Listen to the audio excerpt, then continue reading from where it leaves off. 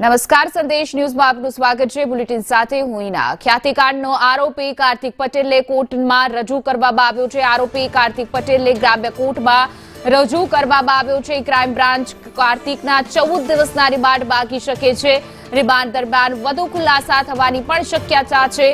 આરોપીના રિમાન્ડના કારણો પર નજર કરીએ તો પીએમજેવાયમાં અન્ય કોઈની સંડોવણી અંગે તપાસ, પીએમજેવાયના ખોટા કાર્ડ બનાવીને લાભ અંગે તપાસ કરાશે। નાણાકીય ગેરરીતિના કૌભાંડ વિશે પણ પૂછપરછ કરવી જરૂરી છે। હોસ્પિટલના નાણાકીય વ્યવહારો અંગે પણ પૂછપરછ થશે। બેંક ખાતાઓની ફોરેન્સિક ઓડિટ વિશે પણ તપાસ જરૂરી છે। તો હાલ ક્રાઇમ બ્રાન્ચ તેને કોર્ટમાં રજૂ કરી રહી છે। આરોપી જે ફરાર હતો, નાસ્તો ફરતો હતો અને ત્યારબાદ તેને આજે કોર્ટમાં રજૂ કરવામાં આવી રહ્યો છે અને 14 દિવસના રિમાન્ડ છે તે પોલીસ માંગી શકે છે, કારણ કે અનેક કૌભાંડ જે આચરવામાં આવ્યું છે તેમાં અનેક ખુલાસા થઈ શકે છે।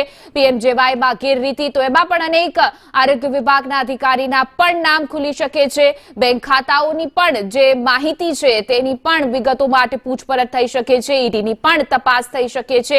ઓડિટ વિશે તપાસ જરૂરી છે। અન્ય કેટલાક આરોપીઓ કેસમાં જોડાયેલા છે તે વિશે પણ તપાસ કરવામાં આવશે। તો 14 દિવસના રિમાન્ડની માંગ છે તે પોલીસ કરશે। ત્યારબાદ અન્ય આરોપીઓ સાથે કાર્તિકના સંબંધો અંગે પણ તપાસના અનેક ખુલાસા થઈ શકે છે। પૂછપરછમાં યોગ્ય કાયદાકીય કાર્યવાહી કરી શકાય માટે તપાસ જરૂરી છે। કાર્તિક પટેલ કોના સંપર્કમાં હતો તે પૂછપરછ તેના માટે જરૂરી છે। તો કાર્તિકનો મુખ્ય ફોન ક્રાઇમ બ્રાન્ચને હાથ નથી હજુ સુધી લાગ્યો, તેને લઈને પણ તપાસ છે તે ક્રાઇમ બ્રાન્ચ કરી શકે છે। રિમાન્ડ બાદ જે છે ક્રાઇમ બ્રાન્ચ અનેક પૂછપરછ કરશે અને ત્યારબાદ મોટા ખુલાસા સામે આવી શકે છે।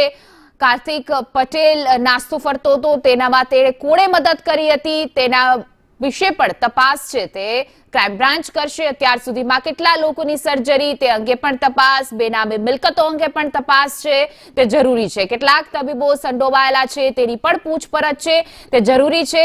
ટીવી સ્ક્રીન ઉપર અમે તમને દ્રશ્યો બતાવી રહ્યા છીએ કે જ્યાં ક્રાઇમ બ્રાન્ચ છે તેને કોર્ટમાં રજૂ કરી રહી છે અને 14 દિવસના રિમાન્ડ છે તે પૂરેપૂરા 14 દિવસના રિમાન્ડ માંગી શકે છે, કારણ કે જે રીતે નિર્દોષ લોકોના હૃદય છે તે ચીરી નાખવામાં આવ્યા હતા, કૌભાંડ આચરવામાં આવ્યું, તેમાં અનેક ખુલાસા થઈ શકે છે। વધુ વિગતો સાથે અમારા સંવાદદાતા દિવ્યા જોડાઈ ગયા છે। જી દિવ્યા, હાલ આરોપી છે કાર્તિક પટેલ તેને કોર્ટમાં રજૂ કરવામાં આવ્યો છે। પોલીસ છે તમામ તૈયારી કરશે કે 14 દિવસના રિમાન્ડ તેને મળી શકે। હાલ શું છે અપડેટ?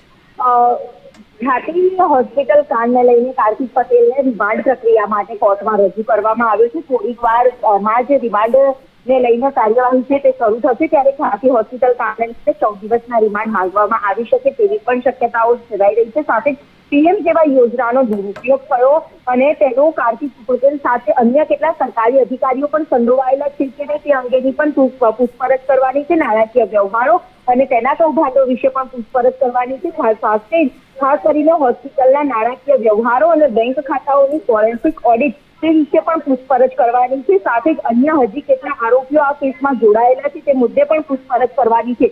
આમ અલગ અલગ મુદ્દાઓને આધારે 14 દિવસના રિમાન્ડની માંગ છે તે ક્રાઇમ બ્રાન્ચ દ્વારા કરવામાં આવી શકે તેવી સંભાવનાઓ છે તે જોવા મળી રહી છે। થોડીક જ વારમાં આ મુદ્દાને લઈને હિયરિંગ છે તે કોર્ટમાં શરૂ થશે।